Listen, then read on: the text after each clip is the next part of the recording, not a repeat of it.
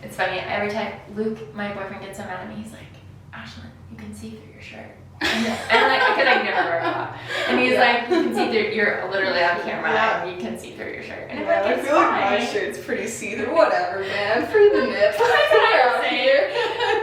We're out here repping the divine feminine. We are. Like, we gotta, like, babe, that's my job. Babe, my job is to free the collective nipple. It really is. Oh my god, that's amazing.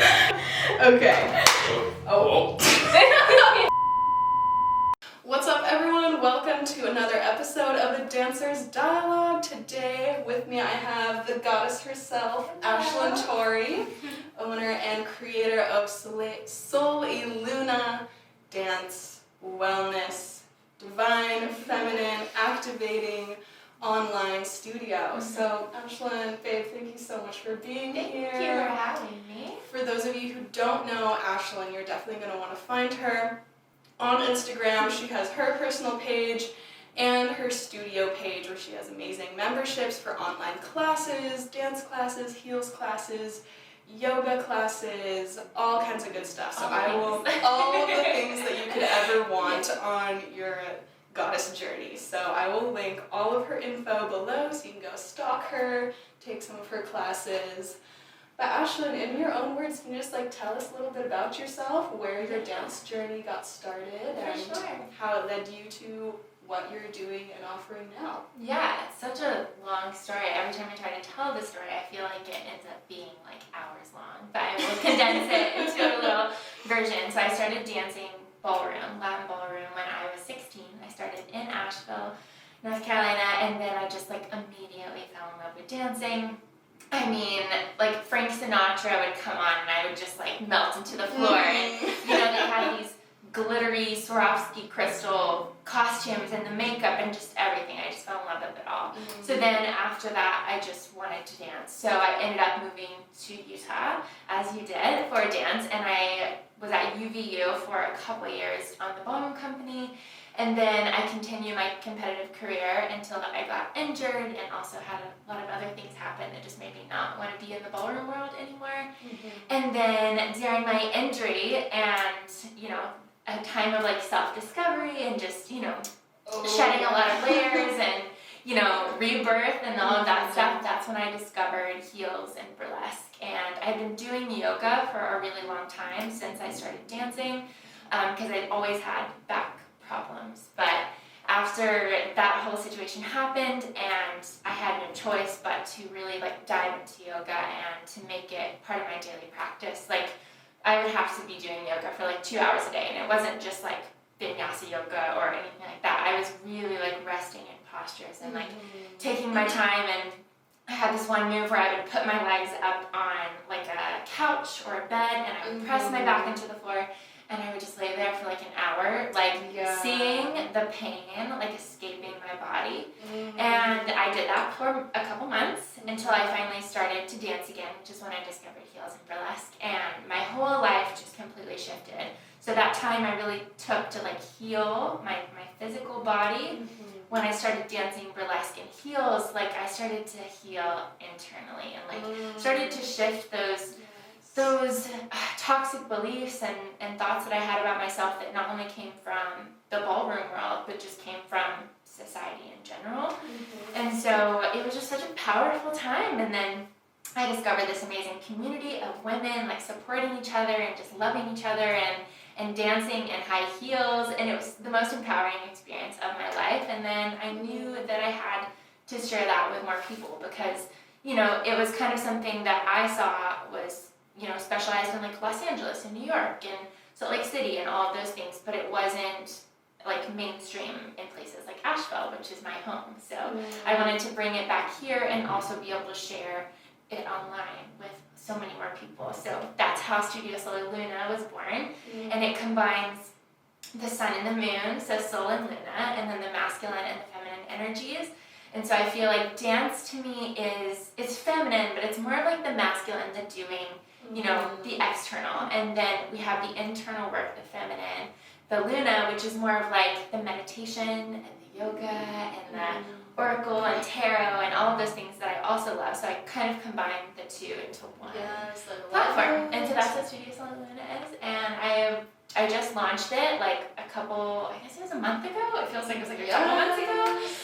So that's super exciting, and I just can't wait to like do in-person things eventually and really connect with the community on like a more personal level. But for now, it's online. Yes. And it's going really well so far. So yeah. So what would you say are some of the main like healing themes that you try and bring to the dancers that you are sharing your creations with? I feel that a lot of people could really relate to the rebirth and the healing and the whole ego identity kind of crisis and rebuilding that really happens when you have to step away from a dance world that you've been in for so long. Yeah.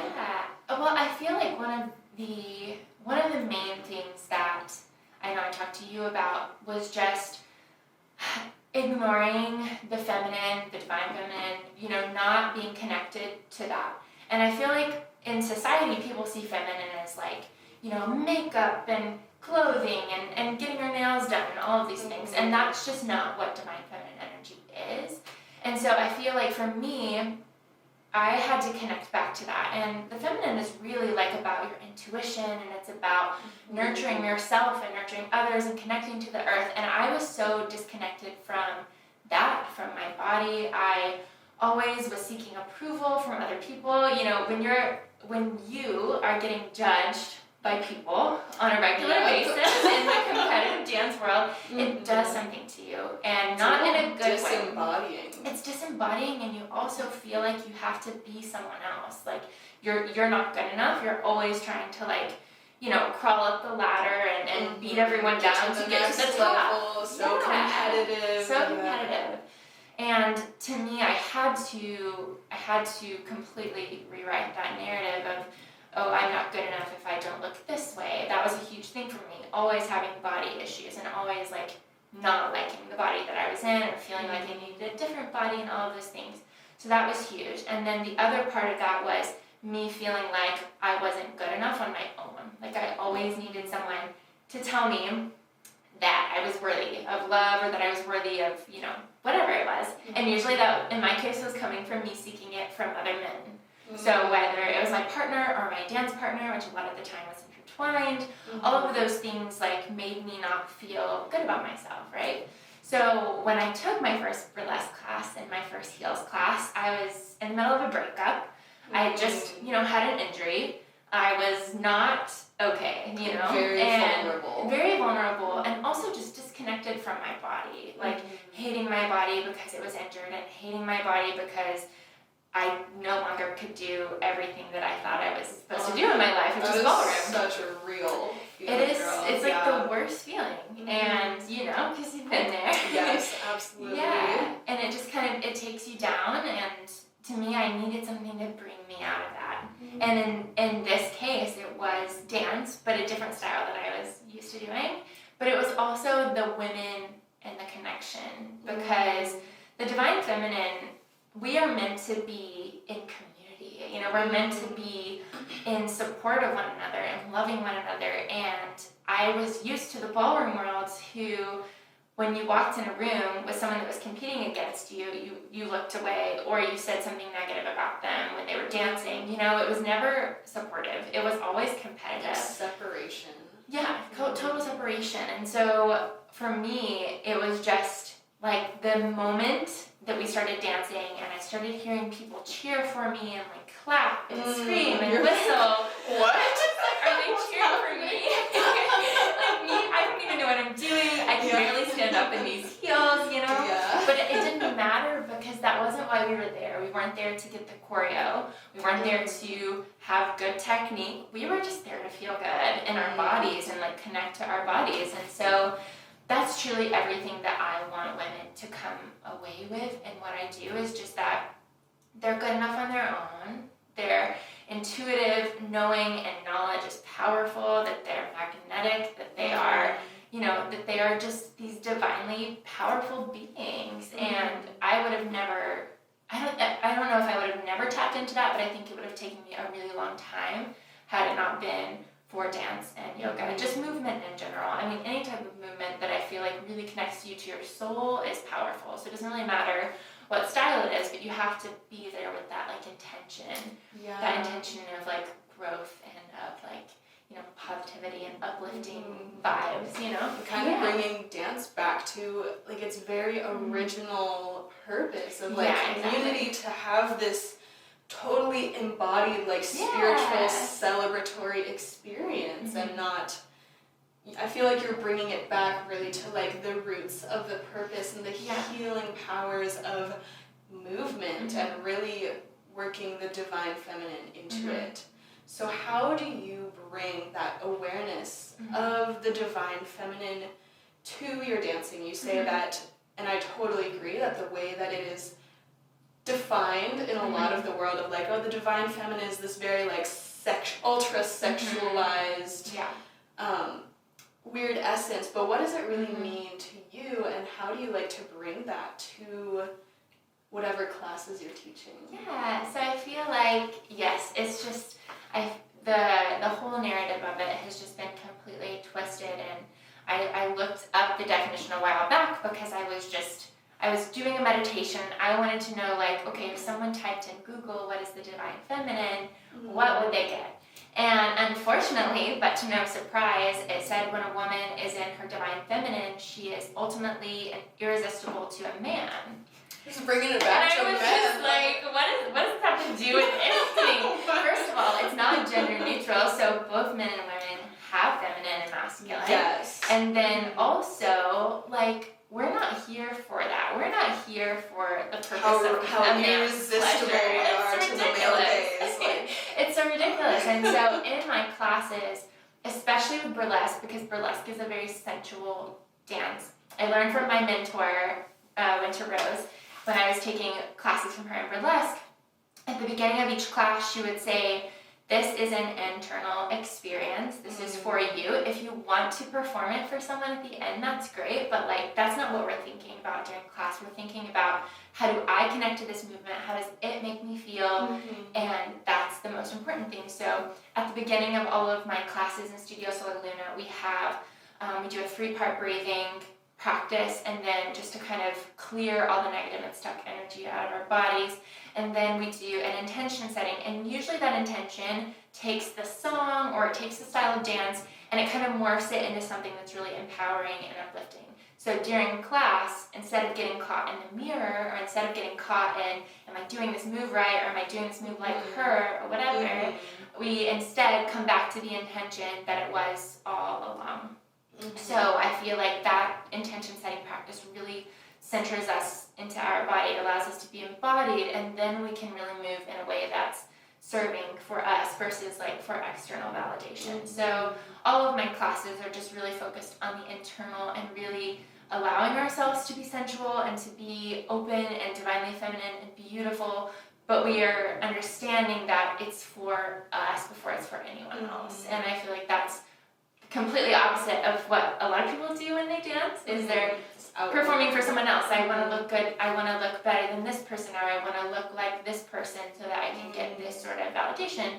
And so, yeah, it's just a completely different experience. And then we come back to that during class, and all of the movements and stuff I do, I try to relate in the choreography when I'm teaching it to how does this feel versus how does it look. So, yeah, so reclaiming the feminine is so like, yes, the internal experience, like feeling it, getting like almost swept up in it and being taken to this other place. And I love how you do really combine like the masculine and the feminine. For me, the masculine and the feminine is within everyone, and to me the masculine is really like creating the container for the feminine to feel safe and held to flow. So like setting this container of like, we're gonna breathe, we're setting an intention, here's the structure, here's the choreography, like laying it out, and then experience it, like be in it, feel the, like that to me is such a beautiful way to mesh those two in harmony in like a totally non-toxic way of like, set the container, set the intention, and then bring it back into the body, feel it. Where does your intuition, your creativity, your emotions, like how do they add to the experience? Yeah, exactly. So Ashlyn, why do you think it's so important to bring more of this reclamation of what the divine feminine and even what the divine masculine truly means to the dance world. Yeah. I feel like it kind of goes back to a lot of things that are done now, it's all external, like it's all for either the validation or the clout or the Instagram video. It's like not for the original purpose that it was created. And as humans, we're really just meant to connect to one another and connect to the earth, and that's kind of like our purpose. And to live in our, I mean, if you go a little bit further, like living in your dharma and, you know, your passions and all of that, but really, like, it needs to bring us back to this place of community and connection to self first, and then connection to others. And I feel like a lot of dancers are disconnected from themselves, and you talk about this a lot in your yoga classes, like bringing it back to you, back to the breath, back to the internal, not trying to achieve a certain pose or not trying to achieve anything else. It's all about the feeling. And I feel like if dancers would really tap into how they feel when they're dancing, they would be such better dancers. I know even for myself, I can watch a video of myself and see if I'm connected or if I'm disconnected by my eyes. I watch it and I'm just like, who are you thinking? What are you thinking about right now? Are you thinking about your to-do list? Are you thinking about the camera in front of your face, you know? And I feel like just dancers we use our bodies as an art. And so if we don't take care of our bodies, if we don't connect to our bodies, we'll either burn out, we'll get injured, or I just think that's the two. Yeah. Burn out and get injured. Lose the spark of why we love it. Exactly. Yeah. I mean, and I feel like a lot of dancers are just used to that push and that grind and that masculine, right? Oh, yeah. And if they the thing is, like, we're not trying to eliminate the masculine at all. What we're trying to do is combine the two and balance it and achieve some sort of, like, equilibrium in a sense to where we can... Sustainability, yes. Because we have to have that masculine and that drive. Like, if we want to do anything in life that's, you know, we want to, you know, live out our purpose. Yeah, or we want to, like, very manifestation-driven, like, action, structure, plans. Yeah. Like, we need that. It's so supportive. Definitely. I'm a Capricorn. That's like all, that's all I think about. We need the plans and the structure and the container and, you know, the guidance from our teachers and whatever, so that we can just, like, dive in fully to the experience and then let the feminine work its magic and, like, really dance and embodied. Yeah, I think what a lot of people don't understand is they think that if they take that time for the feminine, they'll be less productive, or they'll be less, you know, they're gonna what lose they the do drive. isn't gonna lose the drive. What they do isn't gonna be as good. And especially with dancers, the more you practice. I mean, I would be in the studio for hours a day practicing Roomba walks. Roomba walks. I was like, I should have been practicing on my performance, which was terrible. I should have been practicing on my connection with my dance partner, which was terrible. But instead, you focus on these, like, little tiny details that sometimes aren't the most important thing. Sometimes the most important thing is getting quiet or connecting or that performance or whatever it is. And the more you tap into the feminine, the more productive you're actually going to be, because when you do connect to the masculine, you have more energy, you have more clarity, and then you can move forward with whatever you need to do. Yeah. Yes, this is something that I feel like I try to really get across to my clients and students in YDA, that, like, the slowing down is gaining momentum. Yeah. If you don't take time, one, on a physical level to rest, your your muscles don't get to adapt. They don't get that chance to grow back stronger. You don't get that chance to let your body recover and replenish. But if you don't slow down, you don't get that time to, like, reflect and process your experience. Like, life is so intense in so many ways. It's like, if you don't slow down and be like, wow, who am I becoming? What am I experiencing? What is this theme of my life? Really going inwards to, like, that intuition, looking for the signs, listening to your emotions and your body. You're gonna, there's too much force, there's no room for flow. Yeah, exactly. And a lot of times we don't realize that it's not just, you know, the physical stuff that's building up inside our body, it's the mental stuff too. And, like, our bodies store trauma and they store emotions that need to be released. And if we're not taking that time to slow down and connect to the feminine, then it's going to build up in our bodies, which can also cause injuries. It can cause chronic pain, which is what I dealt with for years, and I've seen family members and stuff deal with chronic pain and digestion issues. Like, it can come through in so many ways. And so not only does connecting to the feminine, you know, help in areas of your life, such as your passions or your jobs or your relationships, but it also helps just with keeping your body safe and healthy. Wellness. Yeah, totally. We need that flow, otherwise we get stuck, we get stagnant, we get rigid, and that's when stuff like illness manifests. Absolutely. And it could be stuff that's not even from your lifetime. Past life stuff, let me tell you. Past life, yes, like and family trauma.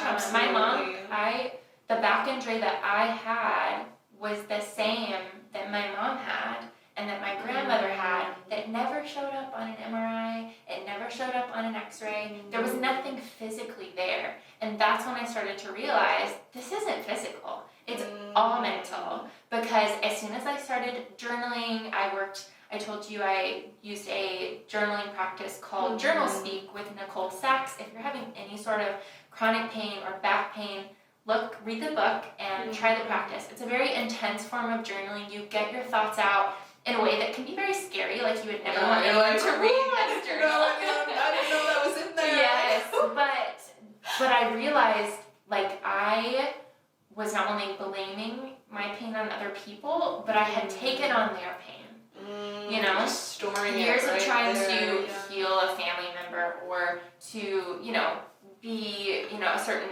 person in the ballroom world, like all those things were a lot for my body to handle, and it couldn't take it anymore, you know? And so the quicker you realize that, then you can start to use these practices like yoga, like journaling, meditation, and dance when your body's better, that you can, you know, move through these things with and have the tools. That way, when they come up, that you have a way to process them instead of them just like getting stuck in your body. I'm too busy, suppress, keep going. Right? It's like you keep pushing it all down, it's eventually just gonna break you open, you know? Yeah, your body it can take a lot, but if you don't listen to it when it's like whispering to you, it'll make you listen by physically screaming. Yes, it will. It really will. Yeah, I love that you said at the beginning, like, my practice, like your yoga practice was, you know, laying down and just letting the pain and the emotions leave your body. Just laying there. It was the most powerful move. My brother called me 2 days ago and he's like, I'm having back pain. I'm like, lay on the floor. You're like, and lay there and cry. Just put your legs up on the couch and breathe. He's like, that's not yoga. I was like, oh, that's yoga. Oh, that is like the essence. Yeah. Truly, that restorative practice. And for me, I can so relate to that. Like, that exact experience of like feeling the pain so intense and just like breathing or crying or like, you know, freaking out through it, just feeling it leave. And then like I can feel it now if I'm really stressed and I haven't been in my like self-care, like feminine, it starts to be like, hey, excuse me, ma'am, like you need to I feel it in the same spot. Like it starts in my low back, like I get in the car and I'm stressed about something and then I feel it and I'm like, oh girl, you better slow down, breathe, you know, take that time. And it was really funny because the other day I was having pain and so I went to one of your yoga videos and I was, you know, the dancer in me, the physical person in me wants to move when I do yoga. It's just nature, you know? And I didn't need a vinyasa practice. I did not need a power flow. I needed to literally just lay on the floor. And we did. And like 5 minutes in, I'm like, are we gonna stay on the floor the whole time? My subconscious. It was my subconscious. And then I was like, yeah, you are. You're gonna lay here. You're gonna love it.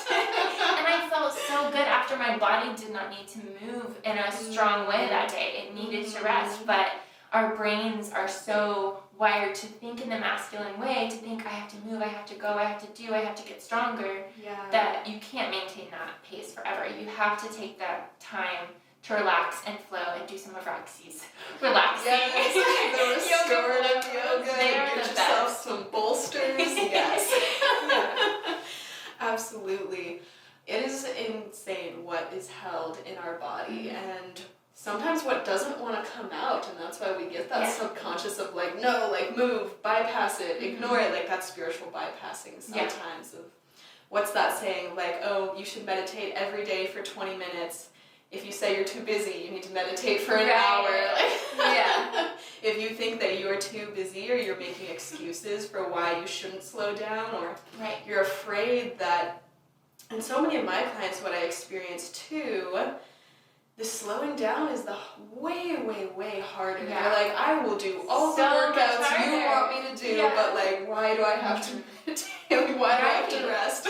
Yeah. Because and so that's what we've been told our whole life. we equate so much of our worth to like how fast we wear our busyness as a badge of honor, and I feel that that is shifting, like that paradigm is slowly shifting, which is why it makes me so happy to see other beautiful people like you being like, listen, let's tap back in, let's get embodied, let's let our body show us. Yeah. And breathe and listen and care for it. Yeah.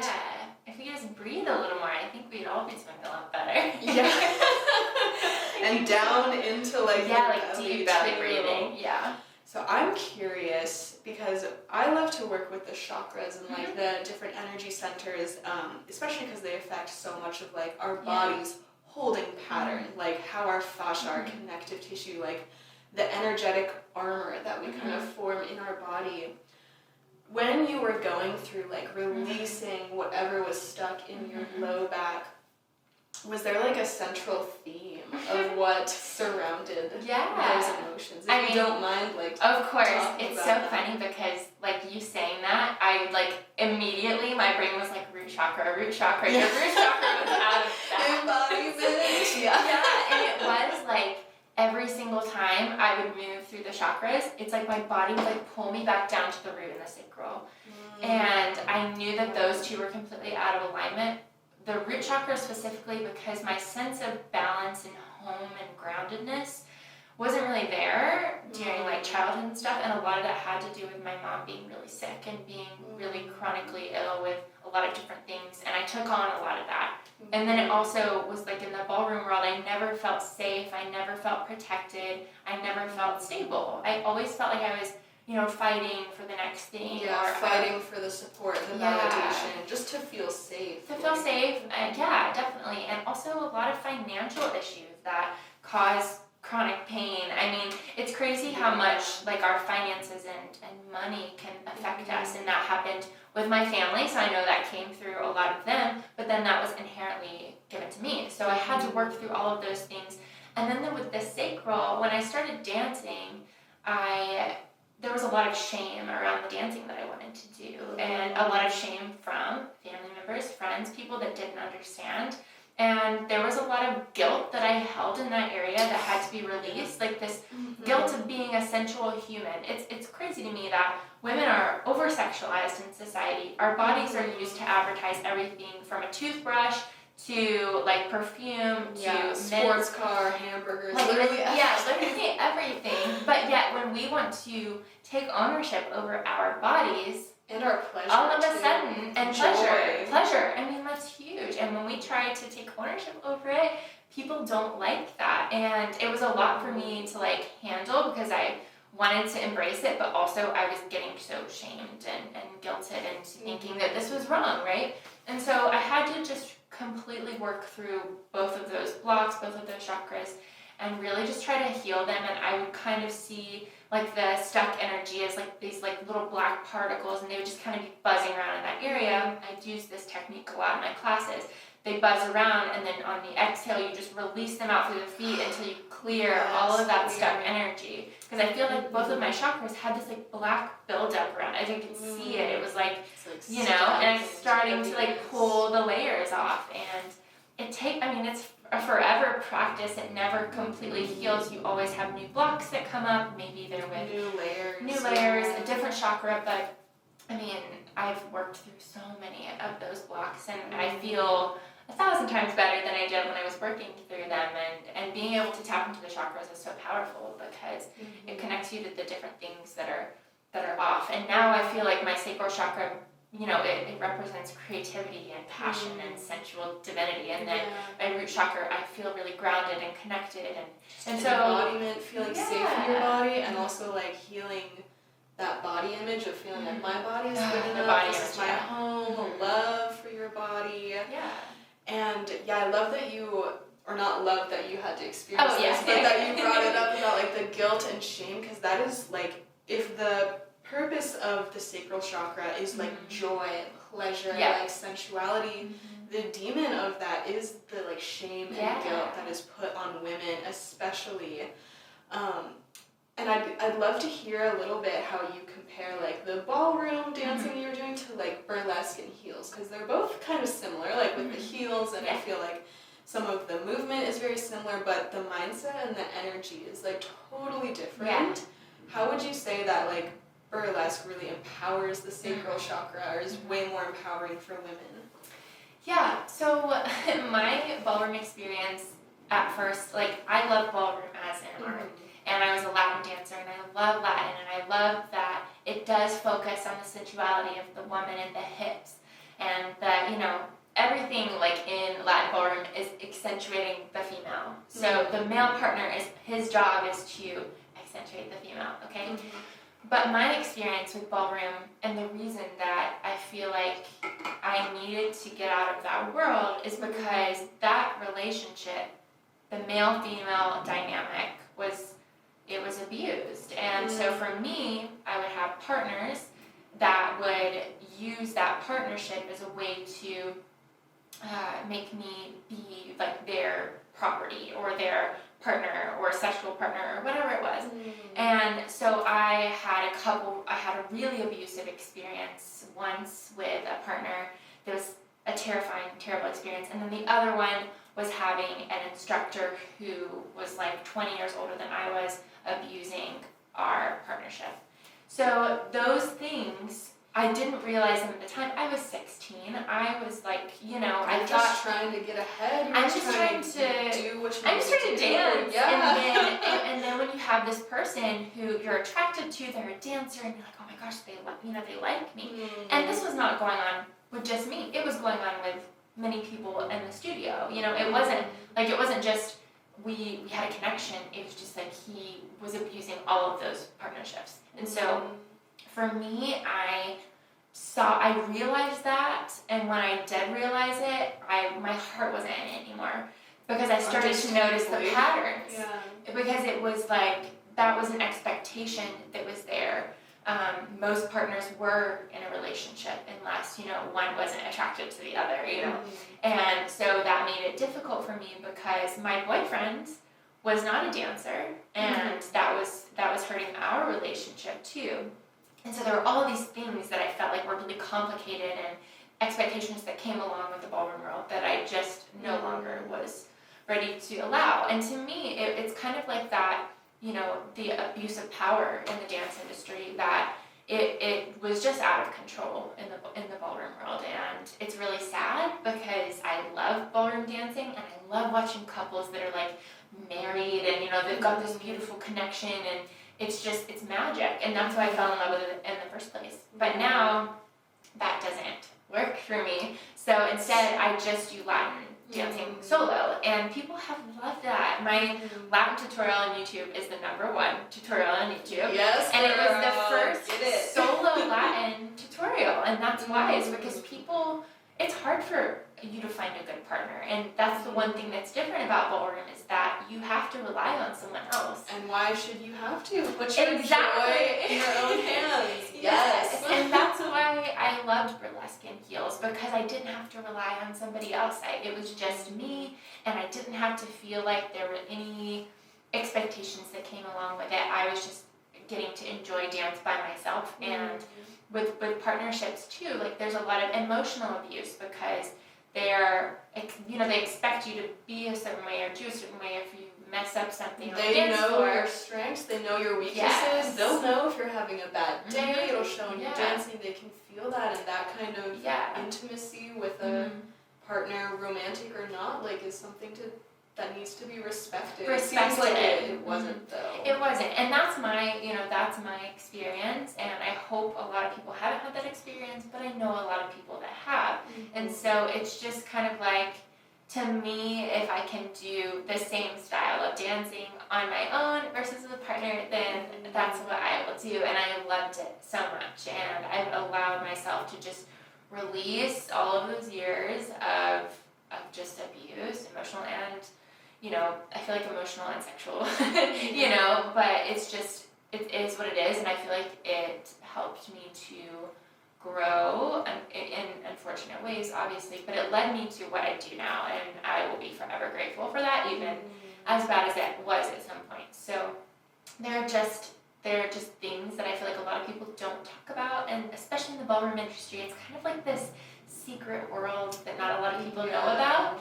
And I think there are reasons for that, and I think that there are things that people in the ballroom world think are normal that aren't normal. And so I just think that they need to be talked about, and that women especially need to be aware, because me going into it, I was 16. My parents didn't know anything about ballroom. Yeah, and they kind of just had to let me support you. Yeah, they kind of just had to let me, you know, do my thing, and in turn, I wasn't protected in any way. And so that's sad, but also I feel like that if I had to go through it so that somebody else doesn't have to, you know, then it's worth such it. a strong, beautiful goddess. Yes. Thank you. What you're speaking to really just sounds, again, like a total imbalance of the masculine and feminine. Totally. Like what could be such a beautiful union Yes. of, again, like what you said, like kind of the man, or the, you know, the male essence partner, like kind of leading the female a little bit, like really helping, like letting her accentuate, like being that structure and that like kind of like support for her to just like go all out, be like wild and like, you know, beautifully like creatively chaotic, and like that kind of union. But it's just being so warped now into like this like dominating kind of like possessive almost, like manipulative. Exactly. And that's something that speaking, because I have no experience like in the Latin ballroom world at all. Like my background is fully like classical ballet, bun head all the way, and that same sort of thing happens a lot there too, but in different ways. Like what you were saying about when you grow up in that world, you just kind of think like, oh, I guess that's normal. You don't know better. It's normal, like especially in the ballet world, it's starting to get a little bit better, but it is so male dominated in terms of like the choreographers, artistic directors. You know, if you're a male ballet dancer, you can be average and get really, really, really 100%. Far. If you're a girl in the dance world, you have to like work your ass off. You have to be so, you know, skinny, certain body type, like perfect, like oh my gosh, just to like be accepted into like a random summer intensive, you know, like it's so imbalanced. And there is so much of this, especially for the girls, because there's so many. There's so many girls trying to do ballet. There's this like mental idea of like, well, you're disposable. So for sure. Directors can get away with all kinds of abuse, mental, emotional, sexual, physical abuse towards their students. And it's like, well, if you decide to leave because you don't like it, there's another girl ready to take your place at all times. And it's just like, or if you don't lose this weight, like taking possessive, dominating control over women's bodies in that way of even like, you need to lose this many pounds, otherwise you're out and someone will replace you in 2 seconds. Like, and it's so sad that it has to be that way. It's so sad. Like it just like, it's heartbreaking because you went through it too, and ballet is even more body type focused. But even in ballroom, like I would go to practices. I found this. And like, you know, when I would go to class with my partner, he would be like, you know, your hips are like a little bit wider than a Latin dancer, so your movement's not gonna look the same. Or your thighs are bigger, so your movement's not gonna look the same. That's why this doesn't work for you. And so those things, when your dance ability is also in, you know, accordance with your body size and your weight, things that, for me, they were like features. I have bigger hips. I have bigger legs. Like, I do. And that was never going to change. And so when it's something especially that you can't change, that's when it like really messes with you. Because you're like, this is my body. Like I can't, you know, restrict any more than I already am, which I went through that. I can't, you know, count calories all day, which I went through that. You know, you can't continue that forever, it's also just going to break you down. And I went through that, and I'm sure you did too, just like the constant obsession with what's in the mirror. As dancers, we're like always looking in the mirror. And for me, I had a mirror, and then I had somebody else confirming what I was seeing in the mirror. Disembodiment. Your soul's just like, all right, I'm astral project on out of here. She like, checks out for a couple of years. Yeah. Oh my gosh. For yeah. sure. Just and like, it's just so sad. So I mean, I'd love to know how your experience was with that, like, and how did you come through that? Because for me, I feel like I'm still in it sometimes. Like, I feel like, you know, you and I were on camera a lot. And so I'm editing my videos all the time. I don't know if you edit yours, but you're looking at yourself hours and hours a day. And that starts to come back up. And so, like, what are practices that you use to kind of, because for me, like, I connect to my body in a lot of different ways, but when it comes to body image stuff, that's one thing that I just like, keeps coming. It keeps coming up, you know? Yeah. Well, for me, growing up as a ballerina, I kind of had the body type. You know, I was really praised. Like, I was naturally very, like, tall and slender and, like, more athletic. So I never went through that specifically, but watching friends around me go through that, and girls who were even more driven than me, like girls who were the ones that lit the fire under my butt, who had so much, like, passion that it, like, wore off on me, you know, that made me be like, shit, like, I do want to, like, step up my game, you know, but, like, they were criticized all the time, even though they were some of the most passionate people that I had ever met, and I had been used to kind of always being praised for, like, oh, Roxie, you're so flexible, you're so skinny, you're so, like, you know. And then when I got injured, that's when it struck. Okay, interesting. When I couldn't move. It's a tough time. When I physically could not move. Like, I was in so much pain. I couldn't even bend over. So, like, no way was I doing any exercise. And that's when all of a sudden I was like, oh my God, like, how am I compensating for what I've been eating? I'm not exercising all hours of the day. And all of these fears came up of, like, oh my God, if you're not, like, naturally skinny anymore, like, what are you then? Right. What's your worth? That's when it came up. When I couldn't, when I was forced to not be able to move anymore, that's when it really came up. And those first 2 years of me processing my injury and trying to recover for it were, like, that's when went through, like, binging and then total starvation and then, like, excessively working out, re-injuring my back, and then, like, been there. and then not eating all day, and then at night just fucking, like, eating so much, and then feeling shitty and be like, hey, I'm not gonna eat it all tomorrow, I'm just gonna, like, work out, and just, like, this fucked up cycle, and, like, couldn't even, like, look at my body so tired. Just felt, even though I don't think I really gained, like, any, like, I don't think my body changed really at all. Like, but in my head, I was just like, oh my God, like, I'm turning into, like, a fucking whale. I'm just like, oh, it's so toxic.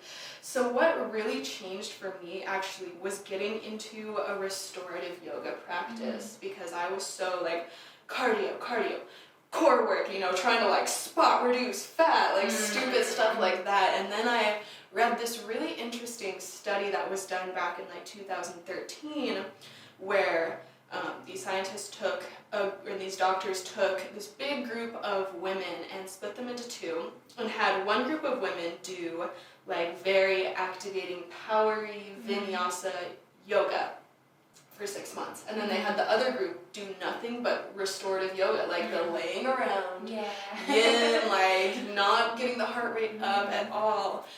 And after 6 months, the group of women who had done the restorative yoga had collectively lost more weight than the group of women because of how they were treating their nervous system. Exactly. Like, their digestive system got super on track. Like, they weren't, you know, their stress reduction was down so much that it allowed their body to just get back into its natural flow because stress just, like, literally is just a cog in the machine, and your metabolism and your digestion and just how you feel, your everything. Like, stress reduction became my priority. It started out kind of in like a weird way. I was like, oh my gosh, like maybe I've been trying to go about weight loss in the wrong way.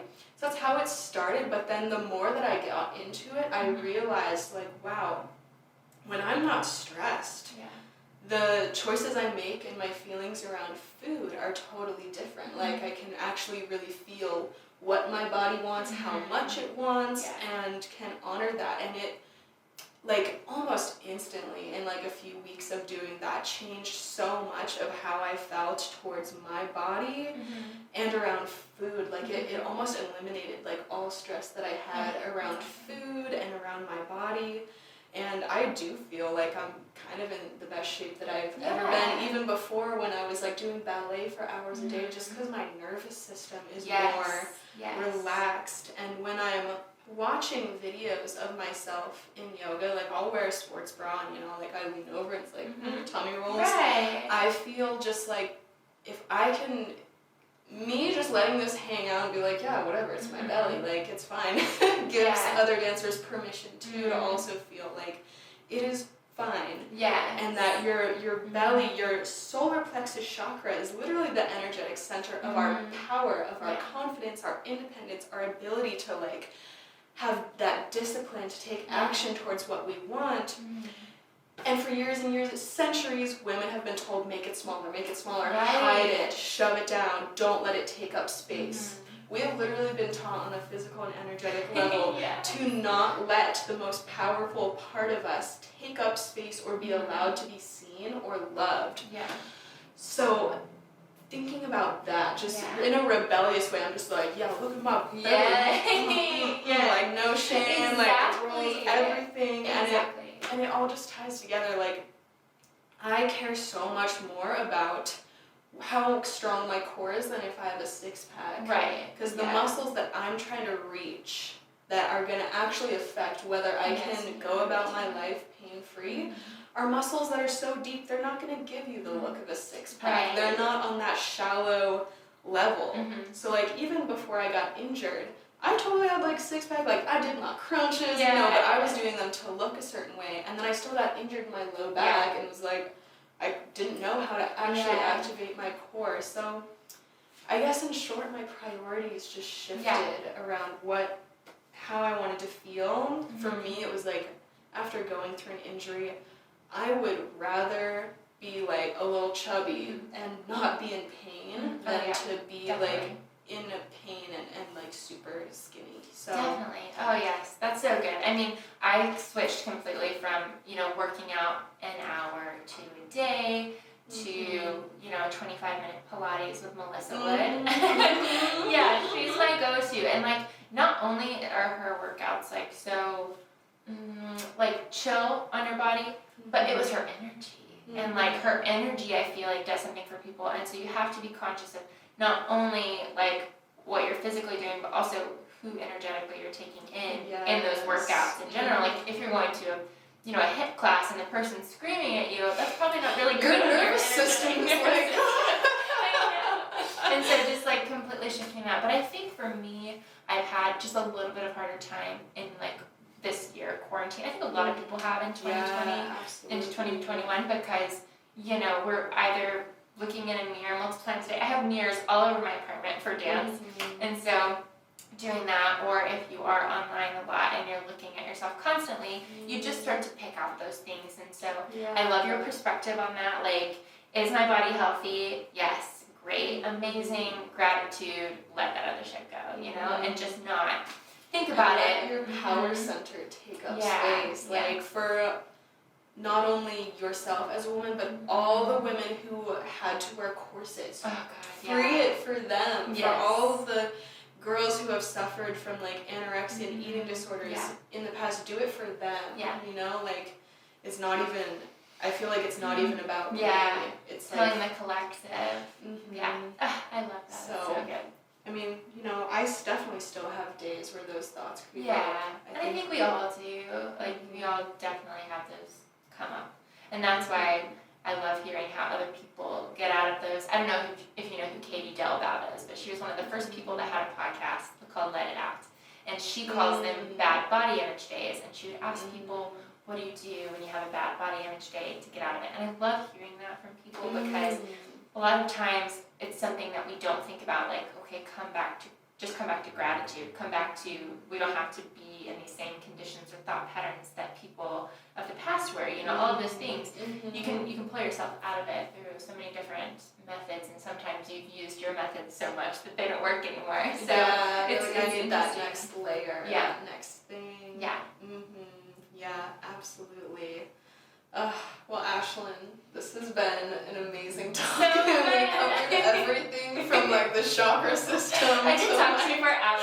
body image. I know, girl. Yeah. Oh my gosh, I mean, it just all comes together. It It has to be all of the things at once, the physical, the energetic, the emotional, the masculine, feminine. They all just go hand in hand. Yeah, so I'm just so excited for what you're creating with your Thank you. studio. Everyone, seriously, go check out her page. Try some of her classes, sign up for her membership. We have a 7-day free trial right now, so you can try it with no risk. Yes, do it. Everything's Change in your there. life. Yeah, we have heels, yoga, meditation, burlesque, all the things. And with that 7-day free trial, you can just go through so much of the content and just see how it connects with you and your body. And I have something in there called the magical pathway. So it takes you through the movement, and then it takes you through the internal. So you really can go in an order that works best for you and really connect on those deeper levels too.